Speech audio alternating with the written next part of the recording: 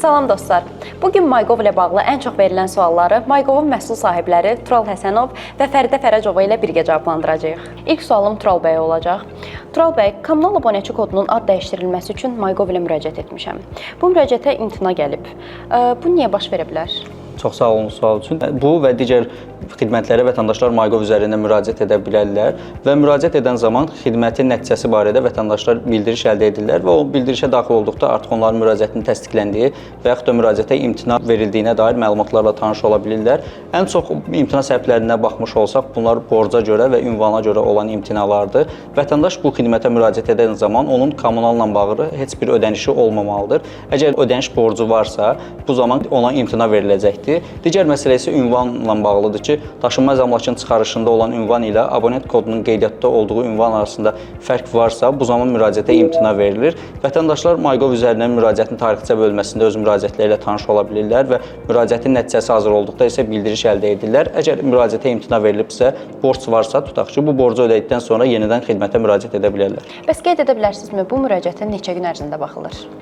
Ümumilikdə xidmətin qiymətləndirilməsi üçün tələb olunan müddət 3 iş günü təşkil edir. Əgər müraciətin qiymətləndirilməsi və emal olunması üçün əlavə müraciətin araşdırılmasına vaxt lazım olarsa, bu müddət uzana bilər, amma ümumilikdə xidmətlə bağlı vətəndaşlar 3 iş günü ərzində cavab ala bilirlər. Fəridə xanım, bu sual sizədir. Əlaqə nömrələrim niyə düzgün əks olunmayıb? Bir neçə səbəbdən ola bilər. Bəzən vətəndaşlar öz nömrələrini görə bilmirlər MyGov-da. Bu halda mobil operatorla əlaqə saxlamaq lazımdır ki, nömrələri onların şəxsiyyət vəsiqələri ilə əlaqələndirsinlər. Başqa bir halda var, hansı ki, vətəndaşlar onlara aid olmayan nömrələri görə bilərlər. Bu hal bir neçə səbəbdən baş verə bilər. Əvvəllər çox güman ki, hamının yadındadır. Vətəndaşlar nömrələri fiziki olaraq əldə edirdilər və bu halda onlar şəxsiyyət vəsiqələrini təqdim eləmirdilər deyə bəzən standart şəxsiyyət vəsiqələrinə, əl altında olan şəxsiyyət vəsiqələrinə bəzi nömrələr əlavə olunurdu, əlaqələndirilirdi. Bu günlərdə isə e-simlərin satışı ilə bağlı bəzən e-simi alış yerinə yetirəndə, onlayn alanda prosesi bitirməsəniz belə nömrələr sizin adınıza əks oluna bilir. Bu hallarda mobil operatorlarla əlaqə saxlamaq lazımdır. Keçirik növbəti suala. Bu sual da sizin üçündür.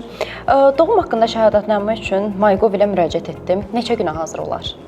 Eyni ilə digər xidmətlərdə olduğu kimi doğum haqqında şəhadətnamənin alınması xidmətində də vətəndaşlar maksimum 3 iş günü ərzində cavab ala bilirlər. Əgər əlavə araşdırmaya ehtiyac olarsa, bu müddət uzana bilər, amma ümumilikdə xidmətin cavab almaq üçün ortalama müddət 3 iş günü təşkil edir.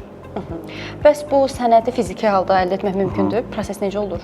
Vətəndaşlar MyGov üzərindən doğum haqqında şəhadətnamənin alınması xidmətinə müraciət edən zaman öz övladları ilə bağlı məlumatları daxil edirlər və özləri ilə bağlı məlumatları daxil etdikdən sonra hazır sənədi götürmək üçün məntəqə seçimi mövcuddur. Hazır sənəd rəqəmsal formada hazır olduqdan sonra vətəndaş bildiriş əldə edir və sənədinə hazır olduğu barədə məlumatlar tanış olur. Əgər o sənədi fiziki olaraq da əldə etmək istəyirsə, hansı xidmət mərkəzini seçibsə, həmin xidmət mərkəzinə yaxınlaşaraq hazır sənədi oradan əldə edə bilər. Çox sağ olun. Bu mövzu haqqında son sual. Doğum haqqında şəhadətnaməyə başvurdum, lakin imtina gəldi. Niyə? Deməli, doğum haqqında şəhadətnamə alınması xidmətində də bir çox səbəblərdən imtina verilir. Bu səbəblərdən biri odur ki, vətəndaşlar övladlarına ad təyin edən zaman düzgün adı təyin etmirlər. Bəzən tutaq ki, fərqli adları daxil edirlər və yaxud da ki, bir uşağa 3 və yaxud da 2 qarışıq adları daxil edirlər. Bu zaman isə müraciətlərin emal olunmasında onlara imtina verilir, çünki düzgün adlar təyin olunmayıbdır. Digər imtina səbəblərdən biri isə vətəndaşların valideynlərinin sənədlərində olan problemlərdir. Hansı ki, vətəndaş ailə həyatı qurubdur, onun nikah haqqında şəhadətnaməsi var, amma vəsiqəsini dəyişməyibdir. Onun şəxsiyyət vəsiqəsində tutaq ki, əvvəlki soyadı qalıbdır. Bu zaman məlumatlar yoxlanılan zaman qanuna uyğunsuzluq olur. Ona görə də həmin müraciətlərə imtina verilmiş olur. Yaxşı olar ki, vətəndaşlar əgər nikaha düşübsə, onlar öz şəxsiyyət vəsiqələrini dəyişib düzgün data ilə xidmətə müraciət etsinlər.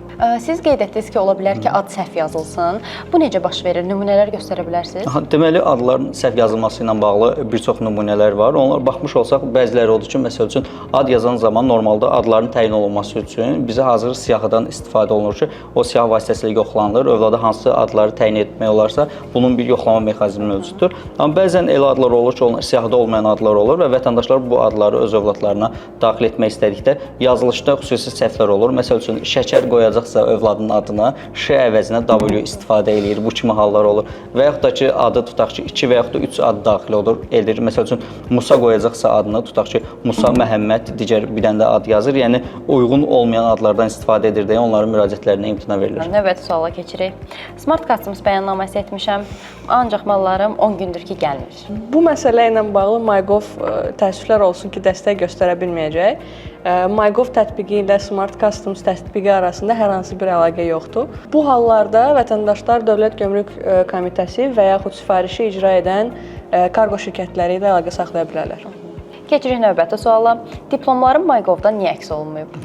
Deməli, vətəndaşlar MyGov-da daxil olan zaman onların hardasa 60-a yaxın məlumatları var ki, MyGov portalına daxil olub bu məlumatları tanış ola bilərlər. Bu məlumatlardan bir də sizin qeyd etdiyiniz kimi diplom məlumatlarıdır ki, onların təhsil məlumatlarının bölməsinə yerləşdirilibdir. Bu bölməyə daxil olaraq müxtəlif təhsillərlə bağlı məlumatları görə bilərlər. Diplom məlumatlarında əsasən 2010-cu ildən etibarən əldə olunan diplomlar əks olunur və bu diplomların əks olunması üçün də vətəndaşların təhsil aldığı təhsil müəssisəsi həmin məlumatları sistemə daxil etməlidir. Əgər təhsil müəssisəsi tərəfindən 2010-cu ildən etibarən alınan diplomlar sistemə daxil olunubsa, vətəndaşlar öz diplom məlumatlarını MyGov üzərindən görə bilərlər. Bu məlumatları PDF formasında yükləyə bilirlər, həmçinin də QR vasitəsilə digər tərəflərlə paylaşa bilərlər. Bir nəfər soyadını dəyişmək istəyir. MyGov-la necə edə bilər? Bu halda vətəndaşlar soyadlarını onlayn şəkildə dəyişə bilməyəcəklər. Səbəblər çox standart və bəllidir. Şəxsiyyət vəsiqəsi məlumatları çipdə əks olunduğuna görə və fiziki dəyişilməsi gərəkdiyinə görə vətəndaşlar gərək fiziki şəkildə yaxınlaşıb dövlət tərəfindən şəxsiyyət vəsiqələrini yeniləsinlər. Bəs gələcəkdə bu xidmətlə bağlı nəsə planlaşdırılır? Gələcəkdə, yaxın gələcəkdə yox, amma gələcəkdə rəqəmsal inkişaf konsepsiyası ilə bağlı bu tipli məsələlərin həlli nəzərdə tutulur. Tural bəy, sizə növbəti sualımız və sonuncudur. Mobil cihazının e-mail kodu ilə qeydiyyat etmək istəyirəm, imtina gəlir. Niyə? Deməli, MyGov üzərində olan xidmətlərdən biri də mobil cihazların qeydiyyata alınması xidməti ki, hansı ki, buna e-mail qeydiyyatda deyirik. Vətəndaşlar ilk olaraq MyGov portalında bu xidmətə müraciət etməzdən öncə mobil telefon ölkəyə gətirilən zaman bəyan olunmalıdır. Bunun üçün də Dövlət Gömrük Xidmətinin xüsusi bir xidməti var, hansı ki, onlayn şəkildədir. Əgər siz tutaq ki, telefon almısınızsa, ölkəyə gəlirsinizsə, gəlməmişdən qabaq bunu bəyan etməlisiniz və gələndə artıq həmin qeydiyyata aldığınız telefonu MyGov üzərindən qeydiyyatdan keçirə bilərsiniz. Əgər siz ölkəyə gələn zaman bu telefonu bəyan etməmisinizsə, MyGov üzərindən bunu qeydiyyata ala bilməyəsiniz. Çünki həmin bəyan etmə zamanı təyin olunan e-mail kod ilə MyGov üzərindən daxil etdiyiniz e-mail kod yoxlanılır. Əgər burada hər hansı bir uyğunsuzluq varsa, siz qeydiyyatı həyata keçirə bilmirsiniz. Əgər siz ölkə daxil olan zaman telefonu bəyan etməmisinizsə, üzərindən bir müddət keçib və siz bilmirsiniz ki, bu telefonu bəyan etmək lazım idi. Bu zaman gömrük orqanına yaxınlaşmaq lazımdır və siz artıq orada yenidən bəyan edən zaman siz müəyyən ödənişlər də var ki, bunları icra etməlisiniz. Ona görə ilk olaraq əgər vətəndaş mobil telefon alırsa, ölkə xaricində daxil olanda bu xidmətdən istifadə edərək mobil telefonu bəyan etməlidir Dövlət Gömrük Komitəsinə və daha sonra MyGov üzərindən e-mail qeydiyyat xidmətinə müraciət edə bilər. Fəridə xanım, keçirik sizə ünvan olan son suala. MyGov-da cərimə görünür. Bu nəyin cərimməsidir? Filinizə bağlı olan bütün cərimələrinizi MyGov-un əsas ekranında görə bilərsiniz. Üzərinə klik elədikdə isə onun protokol nömrəsi, detalları, harda alındığı ilə bağlı məlumatların hamısını görə biləcəklər vətəndaşlar. Təşəkkür edirik Fəridə xanım. Bugünlük bu qədər. Əgər başqa suallarınız varsa, rəydə yazın. Növbəti dəfə onları cavablandıraq. MyGov ilə rəqəmsal gələcək buradan başlayır.